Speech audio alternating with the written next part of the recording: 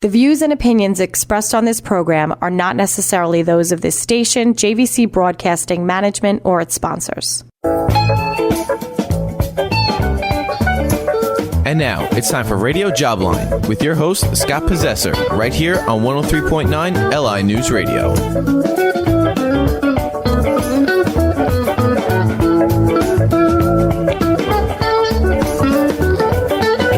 Everybody, it must be Saturday afternoon from 2 to 3 p.m., or it might be Wednesday night from 9 to 10 p.m. We're on twice a week to talk about your career, talk about jobs, talk about the talent pools, the job markets, the economy.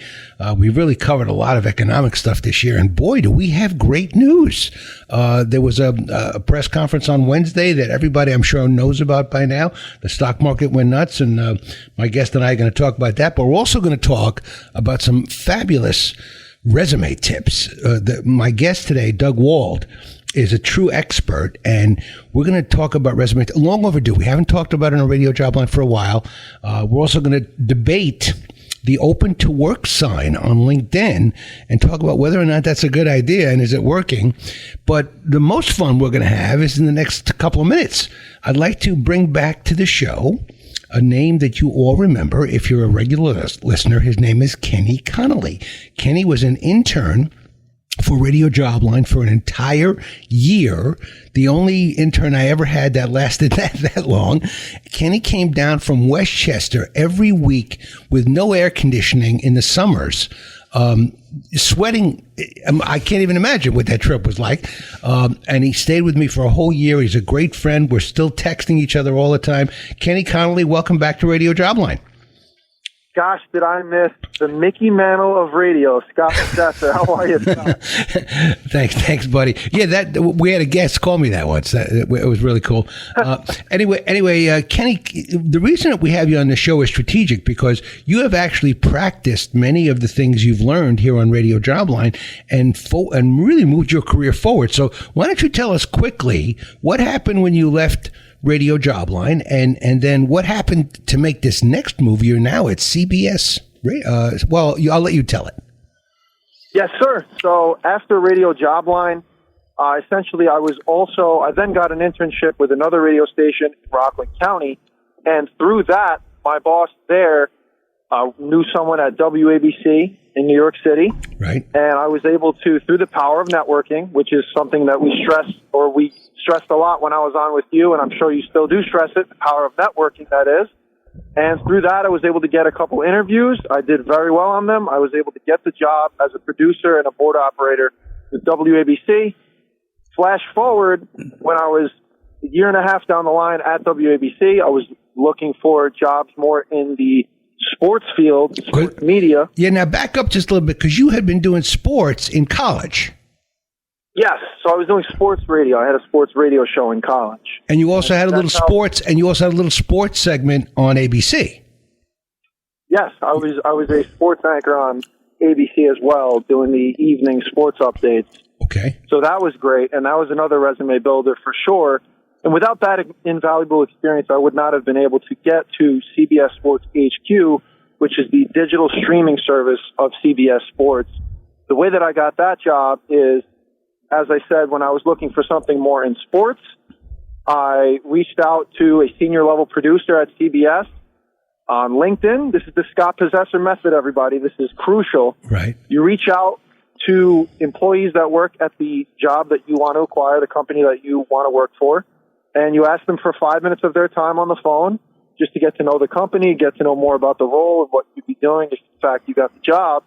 And then, in turn, try to see if they would walk your resume into the hiring manager. And I got a phone call with the senior level producer there. It went very well. We talked for about 15 minutes. And then a couple months down the line, when I had just got the job at ABC, another producer at CBS reached out and said that he heard that I spoke to so-and-so. They recommended me, and they wanted to interview me at the time for a productions assistant position. Now, I had just gotten the job with ABC, so I respectfully turned it down, even though I probably should have went on the interview. Right. But it helped me out regardless because I kept that same connection, did a year and a half at WABC, and then when it was time for me to look for a job more in sports, I reached back out to that same connection, he respected the fact that I remembered who he was and that I took the initiative to reach back out. And long story short, he offered me the position after a couple of phone interviews. So exactly what are you doing now? So now I'm a digital line producer for CBS Sports HQ. Essentially what that role is ensuring that the content that CBS produces gets out onto their stream in a timely manner and properly, no jump cuts in the shots of each segment that they have. And essentially, like, when they go up live, I take them up live on the stream. I go to the break. I come back from the break, things of that nature. And I coordinate with the producers about what content needs to run overnight on the stream. All right. Well, Kenny, thank you for all of that. And I hope the listeners are inspired to reach out to people on LinkedIn. Doug and I will pick that up, too, when you get off the line, Kenny. And the next thing I want to hear from you is that your back is broadcasting in sports. So that's the next step. You just got to make the right connections there at CBS. It's a big place, and I know you will. And next Christmas, you're going to come back on Radio Jobline and tell us what you're doing. Yes, sir, 100%. And that is the goal, to be on the air someday. But couldn't have gotten the experience that I got without you, Scott. Well, I really appreciate that, Kenny. And we should tell everybody we're still friends. We text each other all the time, so it's been a great ride. And we wish you the very best of luck this year with CBS, and best of luck with family, friends, everything you got going. And thanks for coming on, buddy. Thank you so much, Scott. Likewise, you have a wonderful show. All right, talk to you later. All right. All righty, bye-bye. Okay, so joining me is Douglas Wald. Hello, Scott. Now, Doug is not just anybody. Doug is one of the most charismatic, one of the most funny people I know that I've ever really met. Checks in the mail. And I have such respect for this guy. Let me tell you, he's got a bio here, but it's worth reading, folks, because it's interesting stuff. He's right now the vice president of recruiting with Executive Alliance, a national executive search firm in Comac, New York. He advises clients and talent in the areas of marketing, IT, project management, product management, professional services, customer support, corporate operations, sales, and finance. He's a lifelong resident of Riverhead, New York. Doug has enjoyed a highly successful career managing relationships of all levels of business and civic organizations, providing strategic and tactical guidance to Fortune 1000 CEOs, presidents, general managers, and senior vice presidents to individual contributors that have served in a variety of management functions in sales, finance, legal, marketing, public relations, research and development, industry markets, support, operations, corporate communications, local government, partnerships, education, services, events, and nonprofits. You think he knows a few people, folks?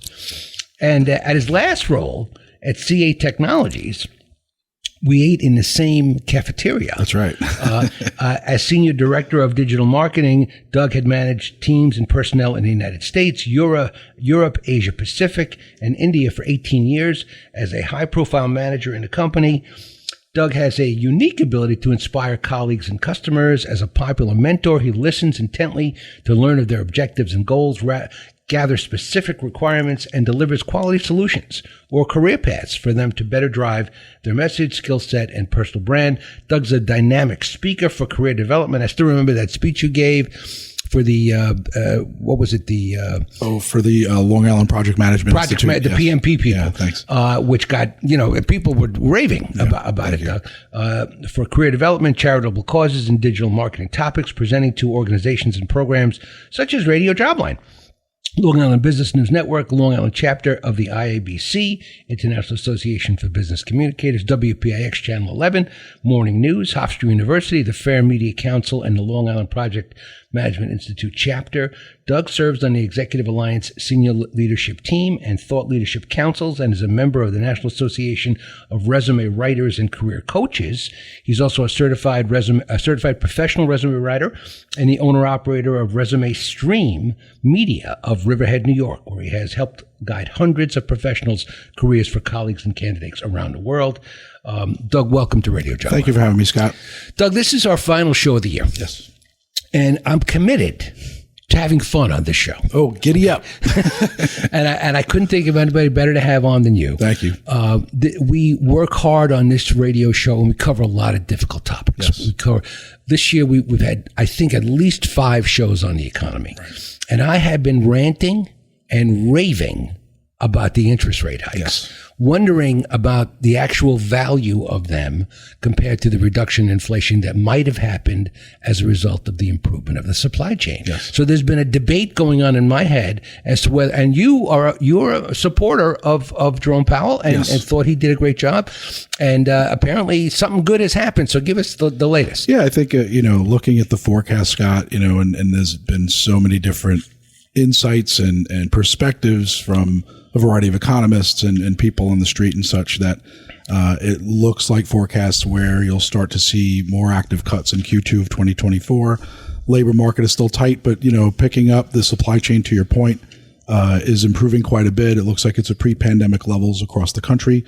It looks like among the G7, the U.S. seems to be in better shape than its G7 partners because of our infrastructure, because of our ability to innovate, because of our workforce, because of our economic situation here. So at the macro level, right? So it looks like, those things will start to break where hiring will pick up. Well, there'll be more opportunities. I did see a Gartner report not long ago that IT spend will be picking up 8% because of the advent of AI, cybersecurity needs, infrastructure needs, because a lot of companies have been kind of sitting on their existing infrastructure for the last few years.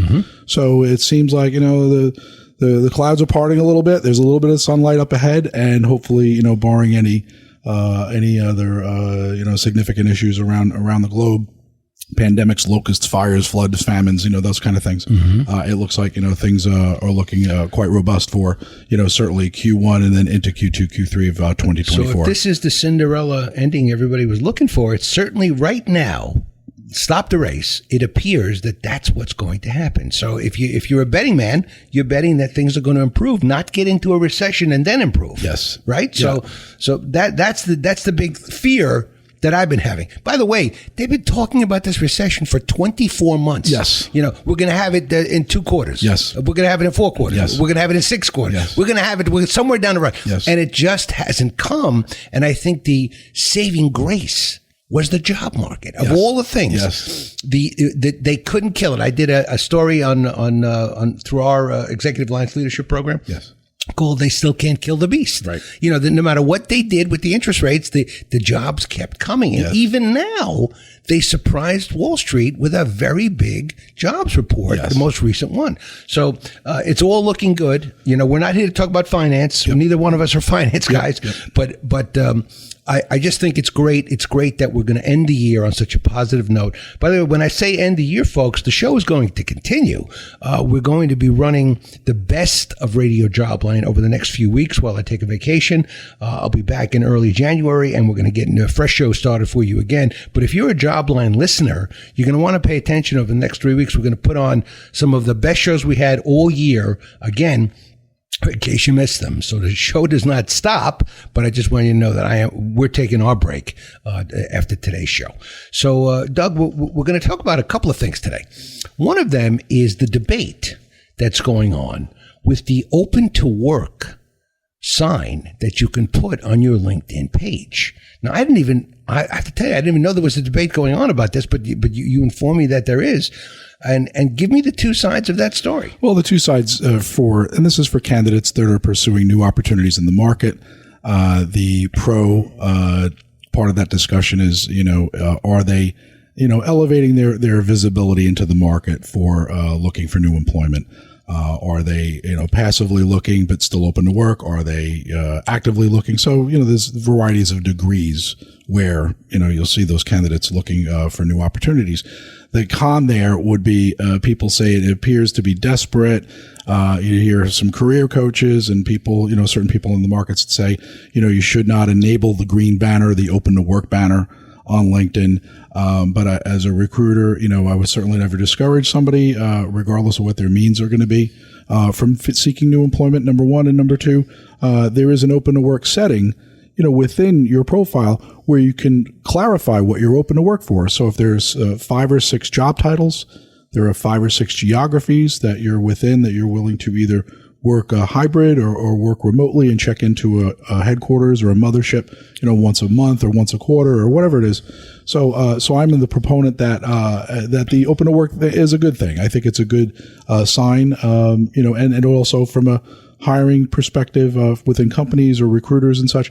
It does diminish a bit of counteroffer scenarios where you might have a problem with somebody taking other offers or things of that nature. So if somebody has a quicker path to gaining employment in that respect, I think the open to work is something that we see in our market. All right. So two issues come to mind right away. The first one is it safe? In other words, is it possible that a spy from another company or someone that knows your president or your boss says, I just was looking at Doug's profile and it says open to work, so you better be on the lookout. He may be leaving. Right.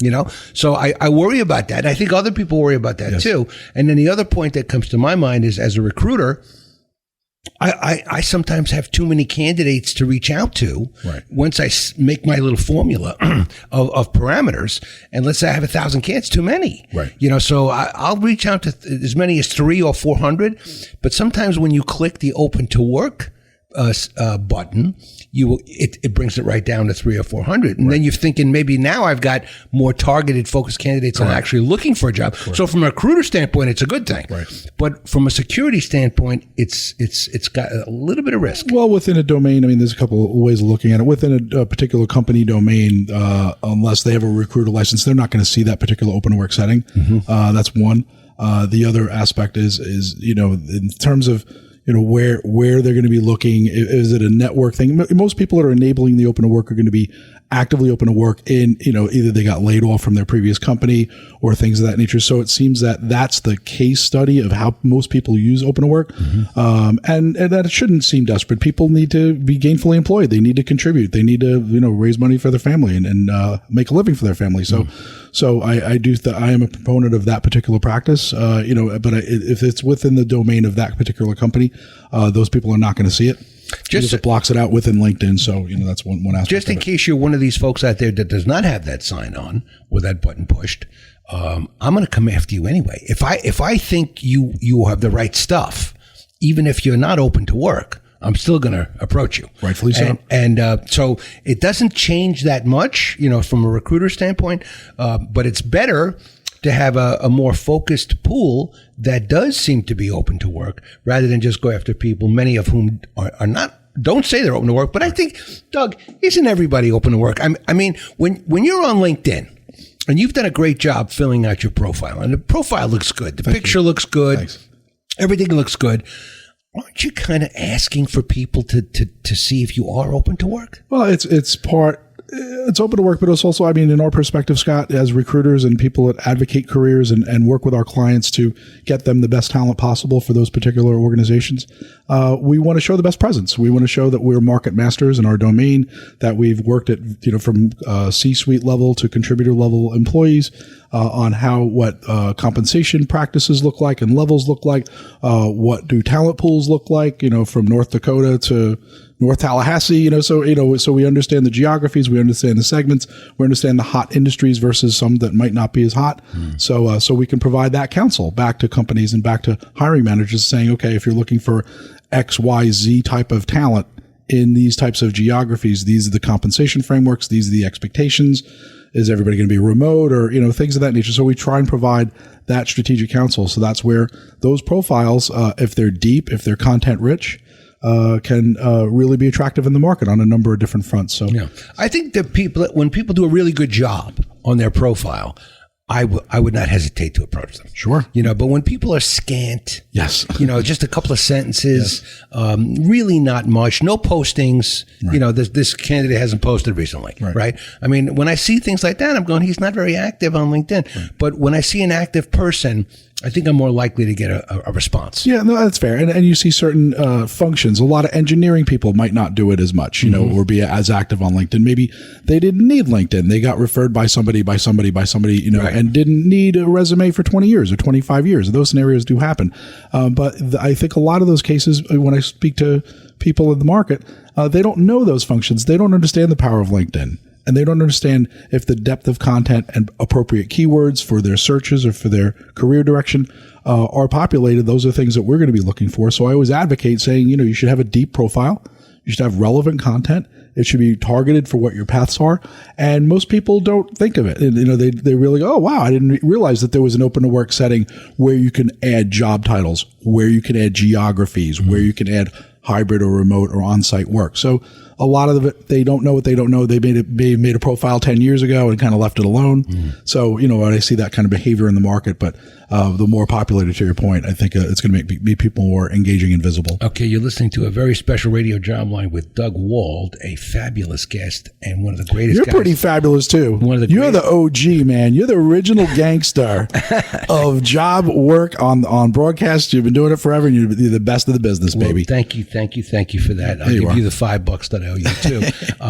So anyway, we're going to have some eggnog. We didn't do that. I was going to play some of my guitar music, and then I thought, my wife said, no, better not do that. And then I was going to ask Doug to do some Bruno Mars for me. Oh, no. Live on the air. And we didn't do that either. I don't want to scare your audience. But if you have a radio Jobline idea, would like to be on the show, you can write to me, scottp118@gmail.com.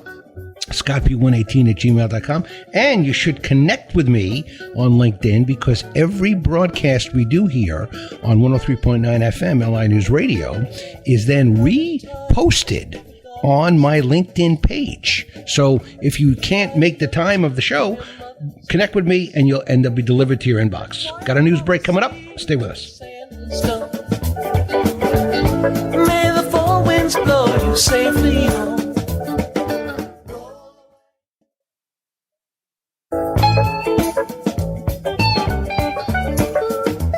And now, welcome back to Radio Jobline with your host, Scott Possessor, right here on LI News Radio.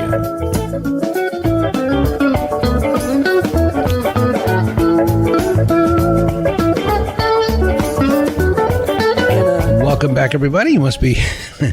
Doug is making some hand signs there. You must be listening to Radio Jobline. That's the music. That is my favorite song you're listening to. It's been my theme song for 6-7 years now, and I'm happy to have it. I never get tired of it. I can hear it, and even when it comes on the radio, I still blast it. Franklin's Tower, baby. Franklin, my song, Grateful Dead, dude. My song. So it's the best. And it's great that I attract deadheads as well. Yeah, you do. On the radio show. So, hey now. So that's awesome. And I go all day. And Dougie, tell us how we met. You have a good story about that. I love telling this story. It's so much fun. Scott was kind enough, through his producer at the time, to invite me on Radio Jobline about 7 years ago. But we didn't know each other. We didn't know each other. We knew of each other. I knew of you certainly from your broadcast days at News 12 Long Island and the work that you've done throughout your career, and invited me to be the resume guy on a previous Radio Jobline. And we got on the show. We came in and met and greeted each other and sat at the studio, and we put our headphones on and got ready to kick off the show. And that very music you just heard, those little guitar riffs of Franklin's Tower from the Grateful Dead. Now, I'm a Grateful Dead fan. I've been one forever. I perked up. My ears perked up and my body perked up. And I looked at Scott in silence, because we're on the air, hand gesturing. I'm like, you like the Grateful Dead? And he's like, I like the Grateful Dead. Do you like the Grateful Dead? And we're having this hand gesture back and forth about our affinity for the Grateful Dead. So after the show, I thank Scott for graciously having me on the show, and he said, "Hey, come back in maybe 6 months or so." I said, "Great." So they did kindly bring me back to Radio Jobline about 6 months later, and I brought Scott a copy of, and it's a big thing in Grateful Dead lore. Jerry Garcia performing on Broadway. He did 15 nights on Broadway in 1995, I think it was. No, it was before that. It was like 92 or something. He was gone in 95. Right. So it was earlier than that. So he did 15 nights at the Lunt-Fontanne Theater on Broadway, and the final night was Halloween night. So I happen to have a copy of the concert, a soundboard quality copy that was produced later. And I came back to greet Scott, and I said, "Scott, thanks for having me back on the show. Really nice to see you again. Oh, by the way, I remember you being a Grateful Dead fan. Here's a copy of Jerry Garcia from Broadway from Halloween night," which is, in Grateful Dead land, it's a big deal. So I immediately went from Doug, the resume guy from Riverhead, to this guy's pretty cool, which translated on the air. So Scott was like, "Hey, let's meet our good friend Doug." So we just struck up a great friendship, and we've been at it ever since. So, and now we work together. Yeah, Scott brought me into Executive Alliance to recruit, and I've had a wonderful run there, and I enjoy everybody there. We have a great shop, and so many excellent people that work there, and I can't begin to thank you enough. And year after year, Doug is in our top 3 recruiters every year now, and he's just amazing. You wouldn't believe how good he is at his craft. Thank you. So, I appreciate that. And it just goes to show you can change. Yeah. People can change. Doug was doing something completely different at CA. Yes. Not even recruiting. Yep. So, okay. So let's talk about resumes. Yes, sir. And before we get too deep into the resumes, I'm going to do my final rant of the year. Okay. Folks, you have to put an address on the resume. I know you don't want to put a street address. That's fine. I'm okay with that. But you have to put a city. I have to know where you live. Why? Because just about, unless it's a remote job, and you can't assume a job is remote if it doesn't say it's remote. So if I'm not advertising for a remote job, I'm advertising for an engineering manager. You have to be there. So if you put no address on the resume, you could be in Minnesota, you could be in California, you could be in Florida, you could be in New England, or you could be on Long Island. I don't know. Right. How the hell do I know? So it just boggles my mind that so many candidates continue to send resumes without a city or state. Or give me a zip, something. Now, I know what you're going to say. They don't want to give you their location. And then my comeback to that is, are you kidding me? You're going to give me your name and I can't find out where you live? I mean, it's so easy with the internet, and especially if you're willing to pay $1.75, you can find out if that person ever went to prison before. Right. So there's so much information on the internet, it isn't funny. Yes. So I don't think that argument holds water, but I'm going to let you talk me down. And explain to me why people continue to do this. Well, I suspect the thought process is people are worried about security, right? That's probably the general thought process. And you're absolutely right, Scott. I mean, there should be, at the very least, a city and state, not only because even if it's a remote job, a lot of the shifts we're seeing in the market now for remote work seem to be centered on a headquarters or a city, or at least accessible in a certain time zone. Mm-hmm. So it could be, if it's a New York job, but they'll have a candidate that wants to, that lives on the East Coast or wherever their customer support might be, or if they're customer facing, whatever it is, right? So I suspect the premonition of people saying, okay, I don't want to put any security information. You're going to provide that security information, name, rank, and serial number, basically, to the prospective employer if you get hired. So they'll ask for applications if you get deep into a consideration phase or a potential offer.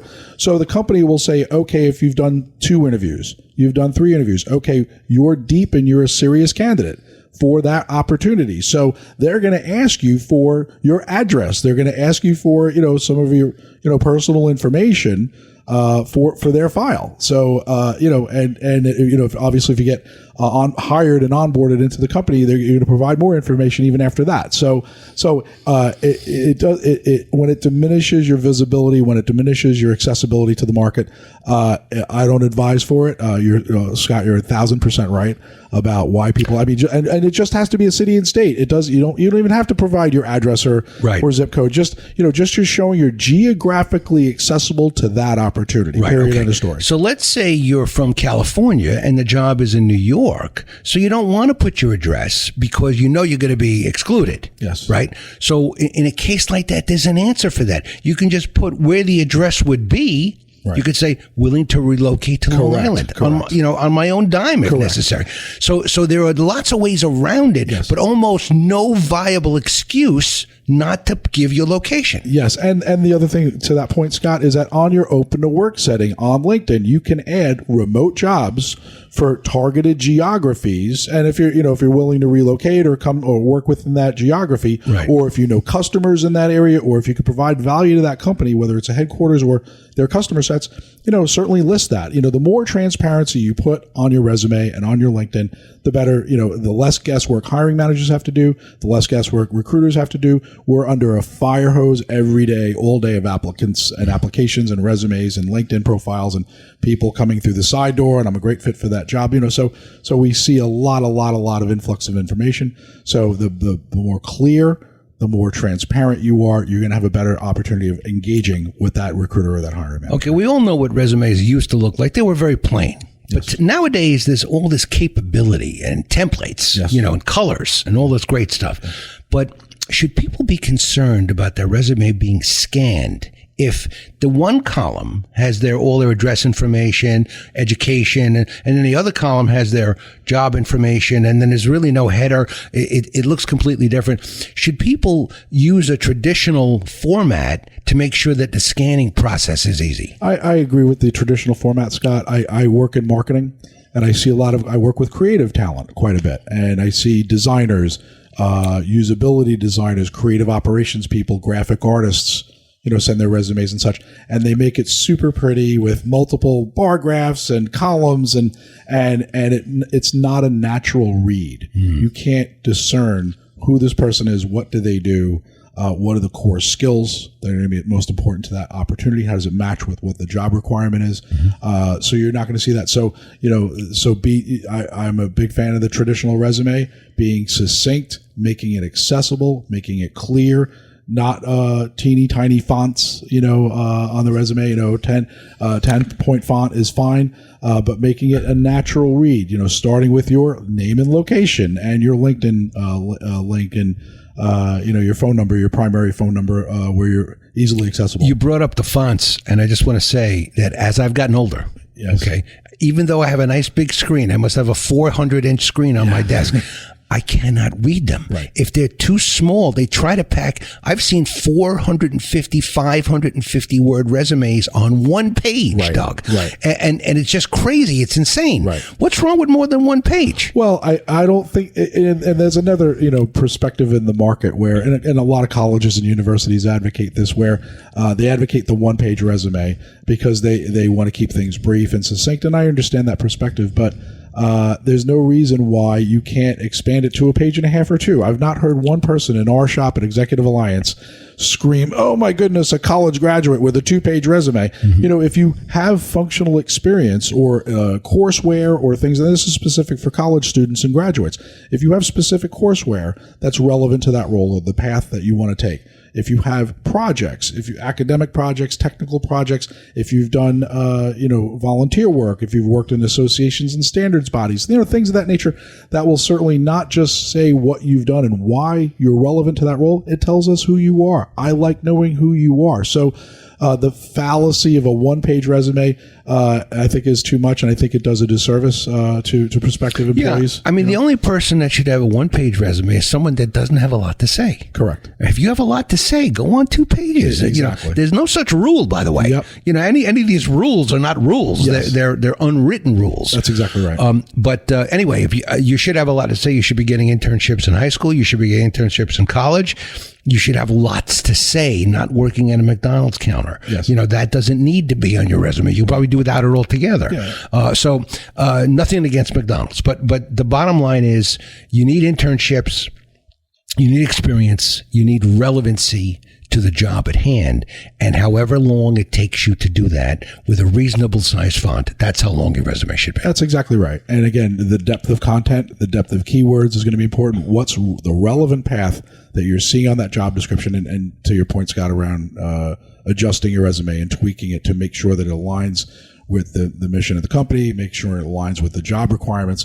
The better you tell that prospective company about the things that you've done, the skills, the achievements that you've had, that's going to be a better engagement for the hiring manager and give you a better opportunity to lock in with them and be able to connect with them. Doug, how do you feel about these resumes that come to us from, say, Indeed nothing against Indeed Yes. or any of the other platforms, but they do change the resume. The resume doesn't look the same. Correct. And it has that little, at the end, it has that list of skills, Yes. which is fine. Yes. But the resume itself, it kind of, craps up what you tried to do. Yes. The look you tried to give it. Yes. Now they all have one succinct look. Yes. That it's an Indeed resume. Yes. And the formatting that you put in there is gone. And it just doesn't look right. And then whether or not you've used a summary or an objective or nothing at all, right. and just jumped into it. Right. How do you feel about that opening, that all important real estate at the top? Well, it comes down to content ultimately, Scott. I mean, it sounds like it's a document extract that Indeed, they'll ask you to fill out your profile information, fill out the appropriate things, maybe upload a resume, and then it does their own output of that document or that resume. So if you're deep on content, again, if you're providing that depth of content of your skills, your proficiencies, your technical proficiencies, the type of work that you've done, how your key accomplishments, things of that nature, as long as you have the content there, it should transfer in the document. It should transfer in the Indeed version of that format of document. So just be mindful of your content. It's, it's the same practice. It's making sure that, you're providing deep, rich enough content to speak to your background and your experience. When I talk to some candidates and whine about their resumes, sometimes they're like, well, what are you talking about? My resume didn't have that. It had this, it had that. And I actually send it back to them. And they go, oh my God, right. This isn't what I put up there. They didn't use my resume. They made their own resume from my data. Right. So I think somewhere the platforms have to straighten this out, Doug. Yes. If a person wants to send a resume exactly the way it appears, they should have that right. That's exactly right. And LinkedIn does a better job of making sure that resume is intact. Your resume is what you're served as an attachment to the application that goes to that particular job. So I suspect that they may have to look at what's the usability of it. Are they not, or should they better similarly attach that proper resume, the original resume that you wrote, to that application, so it's more fluid. And we have a boss, Gary Zalampsky, who we both adore. Yep. It was probably the best staffing guy and manager in the business. Gary's the man. I say that every year at his toast. Yep. And the bottom line is Gary's been reading a lot of webinars. Yes. And he's very educated about what's hot and what's real in the market, in the job hunting market. Yep. And he keeps telling us, short.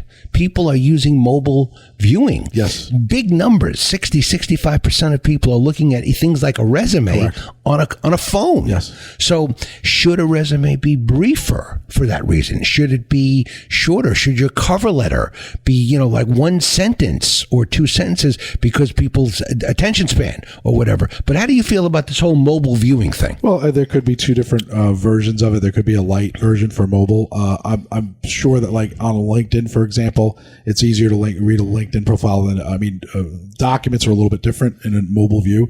So, back to the LinkedIn conversation we had earlier, adding depth on and a lot of those sites are mobilely enabled. So if you go to a LinkedIn page and you pull up a profile, then the resume, it'll give you full construct. The documents themselves might be a little tricky on a mobile device. I suspect that you could keep your master resume or your regular resume for emailing contacts or your network connections or uploading for applications. But it might be a good practice to have kind of a summary, a top level. With maybe a few of things that is showing your experience and not getting deep into the weeds around your experience, having 18 bullets under a job that you held or things of that nature. So being succinct is probably a better practice there. So it might be good to have a 1A, which is your master resume document. That's your living, breathing document that you update over time. And then your, maybe a simple, brief version of your resume that kind of snaps it up and provides that just overview summary, your skills and your experience and your tenures and the type of titles that you've held. So people are starting to fool around now with the AI. Yes. With resumes and also cover letters. Yes. And AI is a good writer. They write at the college level, but it's not always punchy. And I don't always approve of it. But what about for resumes, Doug? Is it something that's going to happen even more in the future where people will use AI to do their resume? I believe so. I mean, there will be more AI tools and platforms that will be, for resumes. I suspect that their algorithms and the machine language learning tools that they have as part of that AI will aggregate more and more. So if it's a network engineer and they're writing, so many different network engineer roles that might be fluent in Cisco or might be fluent in a certain platform, that they'll aggregate that and be able to optimize and provide better versions of that. But it's really incumbent upon the person to review the accuracy of it, make sure it's still targeted to that role, making sure that it's perfectly represented to the candidate and the person seeking jobs. So it will advance, it will take some time, and it will become more specialized. But it's really, regardless of what the AI piece is writing, it could be an article, hey, look at Rolling Stone, Sports Illustrated, right? We're relying on AI articles articles and slapping them out there, and then they got kind of caught. So human intervention is still going to be part of the AI engagement. Mm-hmm. So it's important and incumbent upon the person that's using AI to make sure that it's accurate, it's targeted, it's representative, because you have to speak to this in an interview. You have to speak to these functions. So AI might spit out a certain output, which is great, and for general function, it's probably a good reason. But I suspect as time goes on, it will become more refined, it will become more optimized, and become better. So. Still a little wordy. Yeah, still a little wordy. Yeah, sure. All right, let's do a lightning round. Okay. We've done do's. Yep. How about some don'ts? How do you feel about pictures? Pictures, I'm not a big fan of. Pictures take up too much real estate. Again, content is king. Content needs to be targeted. It needs to be specific. So you're certainly enabled to be able to add a picture to a LinkedIn profile.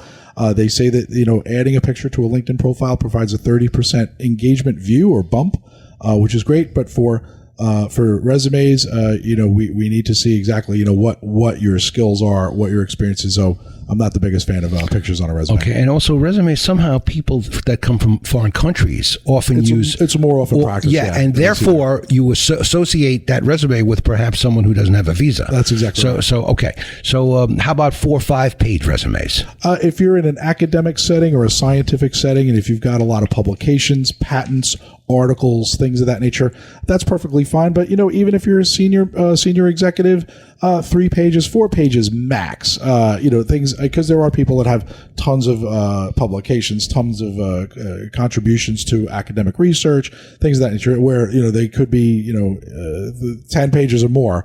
But no, the less is more. Be targeted, be succinct. So 3 pages is max, maybe pushing it to 4, but that's about the limit. I see resumes sometimes that are 6 or 7, and one thought I get from that is they're not paying attention. Correct. They're just going and going and going and going. That's exactly right. All right, and then use multi-column approaches. You got 30 seconds. I'm not a fan of it. It distracts. That left column and right column compete with each other. It's not a natural read. It's not a natural flow of a traditional resume where you have your target title and your summary and your core skills and your performance or ROI highlights, and then you get into your experience. So when you're competing, left column, right column, you're fishing around for key information that's important to the recruiter or to the hiring manager of what does this person bring to the table? How does this match the opportunity and the key requirements that we're looking for. So I'm not a big fan of the 2-column approach. Okay, fabulous. We're running out of time. Douglas, thank you so much for being here. Thanks for having me, Scott. And always a pleasure. Always a great, and it went so fast today. Yeah, it sure did. I want to take this moment, folks, to wish everybody the happiest of holidays, Kwanzaa, Christmas, Hanukkah, whatever you celebrate, New Year's Eve, New Year's Day. Be safe, be happy, and be healthy. Let's all keep our health, and let's have peace. Yep. Let's have peace. Peace always. All right. You've been listening to Radio Jobline for the last time this year, but you're going to get best of Jobline over the next few weeks. We'll be back after that break. Everyone, happy hunting. May the 4 winds blow you safely home. Roll away the dew. Roll away. The views and opinions expressed on this program are not necessarily those of this station, JVC Broadcasting Management, or its sponsors.